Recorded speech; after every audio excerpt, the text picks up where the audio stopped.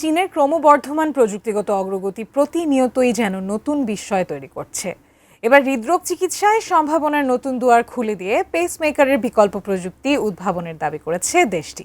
জানি বিশ্বজুড়ে চিকিৎসা মহলে শুরু হয়েছে ব্যাপক আলোচনা। চীনের যুগান্তকারী এই আবিষ্কার নিয়ে বিস্তারিত জানাচ্ছেন শিহাব ইসলাম। মানব হৃৎপিণ্ডের স্বাভাবিক স্পন্দন নিয়ন্ত্রণ করে একটি ক্ষুদ্র কিন্তু অত্যন্ত গুরুত্বপূর্ণ কাঠামো, যার নাম সাইনোঅ্যাট্রিয়াল নোড। হৃৎপিণ্ডের ডানলিন্দে অবস্থিত এই অংশটি মূলত শরীরের প্রাকৃতিক পেসমেকার হিসেবে কাজ করে। এখান থেকে উৎপন্ন বৈদ্যুতিক সংকেত পুরো হৃৎপিণ্ডে ছড়িয়ে পড়ে এবং নিয়মিত হৃদস্পন্দন নিশ্চিত করে।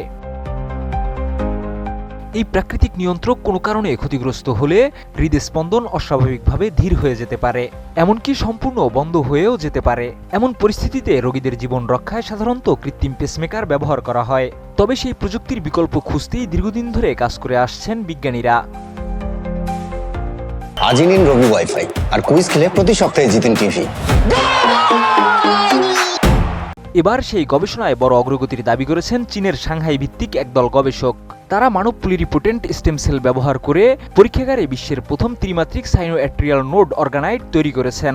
এই জৈবিক কাঠামোটি স্বয়ংক্রিয়ভাবে স্পন্দিত হতে পারে এবং প্রাকৃতিক পেসমেকারের অনেক গুরুত্বপূর্ণ বৈশিষ্ট্য প্রদর্শন করতে সক্ষম। গবেষকদের মতে, তৈরি করা অর্গানয়েডটি শুধু বৈদ্যুতিক সংকেত উৎপন্নই করে না, এটি হৃৎপিণ্ডের টিস্যুর সঙ্গে কার্যকরভাবে মিথস্ক্রিয়াও করতে পারে। পাশাপাশি হৃদস্পন্দন নিয়ন্ত্রণকারী বিভিন্ন ওষুধের প্রতিও এটি পূর্বাভাসযোগ্য প্রতিক্রিয়া দেখিয়েছে। ফলে ভবিষ্যতে নতুন ওষুধ পরীক্ষার ক্ষেত্রেও এটি গুরুত্বপূর্ণ ভূমিকা রাখতে পারে।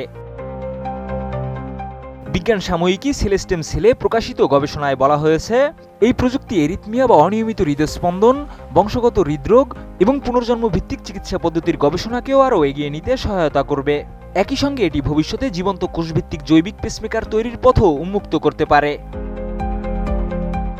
বিশেষজ্ঞরা বলছেন, এই সাফল্য এখনই প্রচলিত পেসমেকারের বিকল্প নয়। তবে পরীক্ষাগারে কার্যকর সাইনোঅ্যাট্রিয়াল নোড তৈরির সক্ষমতা প্রমাণ করে যে স্টেম সেল ভিত্তিক কার্ডিয়াক বায়োইঞ্জিনিয়ারিংয়ে নতুন এক যুগের সূচনা হয়েছে। ফলে ভবিষ্যতে হৃদস্পন্দনের জটিল সমস্যার চিকিৎসায় আরও নিরাপদ, অভিযোজনক্ষম এবং জৈবিক সমাধান পাওয়া যেতে পারে। শিহাব ইসলাম, ATN নিউজ।